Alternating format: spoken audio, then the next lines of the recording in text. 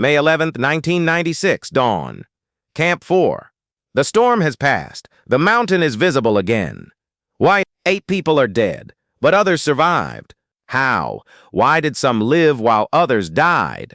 Let's talk about the survivors, the people who made it down, who went home. Because survival on Everest isn't just luck, it's decisions, timing, strength, and yes, sometimes luck.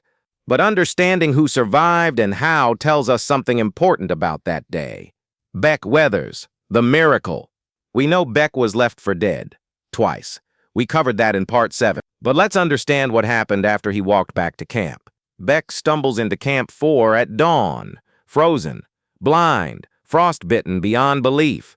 His face is black. His hands are frozen solid, like clubs, can't bend fingers, can't grip anything. Dr. Stuart Hutchison examines Beck, a doctor on the expedition. Stuart looks at Beck's hands, Beck's face. The damage is catastrophic. Beck, you're gonna lose your hands, your nose, parts of your face. Beck nods. He knows, he can feel it. Or rather, can't feel it. Everything is dead, but Beck is alive, against every odd, against medical science. The question becomes, how do we get Beck down? Beck can't climb, can't see, can't use his hands. Normally, climbers descend on foot, rappelling, using ropes, using hands. Beck can't do any of that. The team makes a plan. Dangerous, unprecedented, but necessary. They'll call for a helicopter rescue at Camp 2, 6,400 meters. Helicopters don't fly that high. The air is too thin. Rotors can't generate lift. But they have to try. Beck will die if he stays at altitude. First, they have to get Beck down to Camp 2, from Camp 4 at 8,000 meters. A team of Sherpas helps Beck, guides him, holds him, lowers him down the Lhotse face. Takes hours. Beck blind, stumbling, barely conscious, but they get him down. To Camp 2. The helicopter comes, flown by Lieutenant Colonel Madan Khatri Chhetri, Nepalese Army. Madan has never flown this high. Nobody has. It's considered impossible, but Madan strips the helicopter, removes everything, extra seats, equipment, makes it as light as possible, takes off early morning, when air is coldest, densest, best chance for lift, hovers at Camp 2, can't land, air too thin, rotors barely working. Beck has to get in mid-hover, Sherpas push him into the helicopter, door closes. Madan flies down, to Kathmandu, to hospital. Beck weathers is saved, by an impossible helicopter rescue, at an impossible altitude. Beck survives, loses his right hand, most of his left hand, his nose, parts of his face, but he lives, goes home to Texas, to his wife, his family. Beck says later, Everest saved my life, not despite the frostbite, because of it. I was running from my problems, running from my marriage, running from myself. Everest forced me to stop running, forced me to face what matters. I lost my hands, but I found my life. Beck weathers, the man who was left for dead, and lived to tell about it. John Krakauer, the journalist, the witness. John summited early, descended before the storm, made it back to Camp 4 safely. While others died, John was in his tent, safe, warm, alive. This haunts John deeply. He's a journalist. He was there to write about Everest, document the climb. Instead, he witnessed the deadliest disaster in Everest history, watched teammates die, listened to Rob Hall's final radio calls, heard Scott Fisher was missing. John feels guilty. Survivor's guilt. Why did I live when others died? I summited early, descended fast, made the right decisions. But does that make me deserving? Or just lucky? John goes home, to Seattle, tries to process what happened. Writes Into Thin Air, the book. The book becomes a massive bestseller. Millions of copies sold, made Everest disaster famous.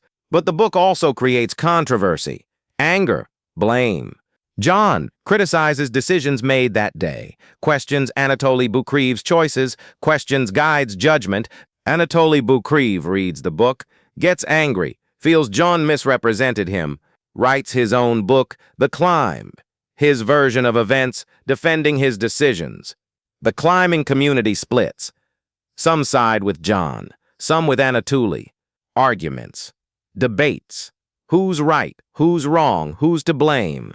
John never intended this. Just wanted to tell the truth. His truth.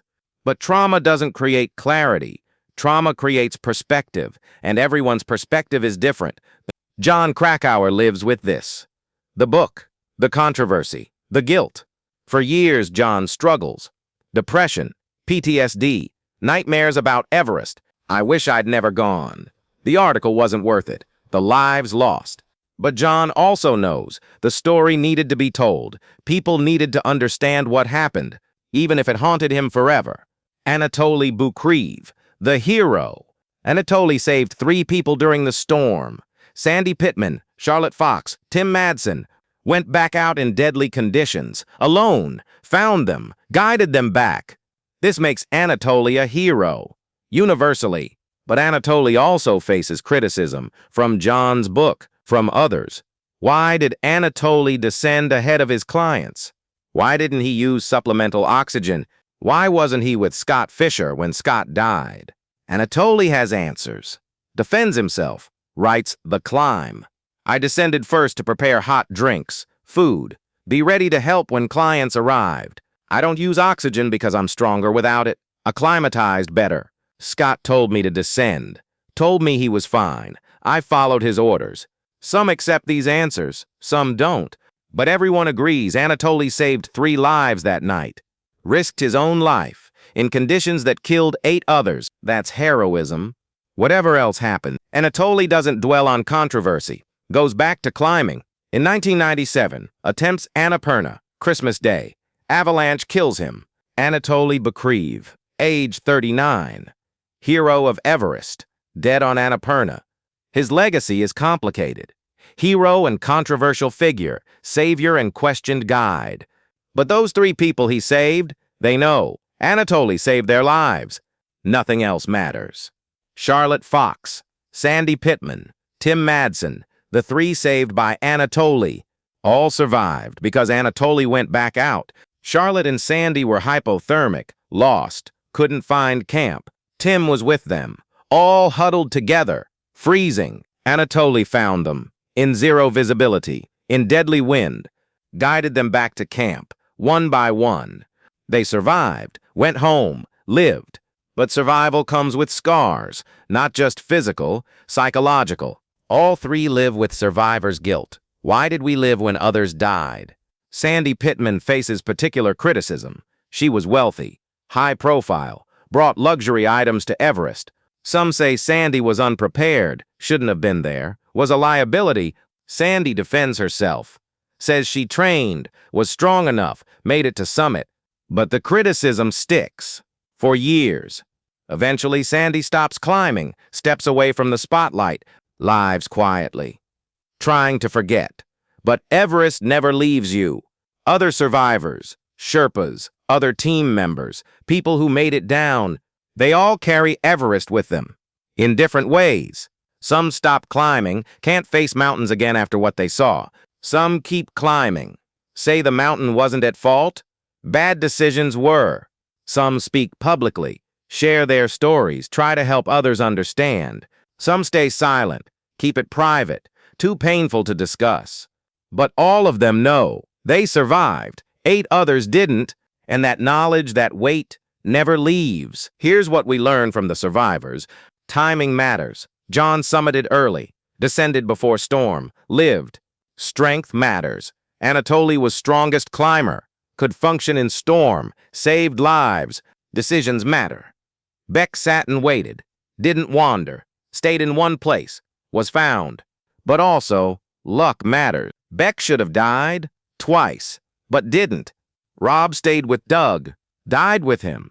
Same storm, different outcome. Mountains don't follow rules, don't reward good decisions, don't punish bad ones consistently. Sometimes you do everything right and die. Sometimes you do everything wrong and live. That's Everest. That's mountains. That's the brutal truth. The survivors of May 10th, 1996 know this better than anyone. They lived, not because they deserved it, not because they were better. They lived because of timing, decisions, strength, and yes, luck. 8 others weren't as lucky. This isn't a thin air. Part 8, The Survivors. The people who made it home, who carry the weight, who live with the scars, who remember those who didn't survive, and who ask themselves, even now, decades later, why did I live when they died?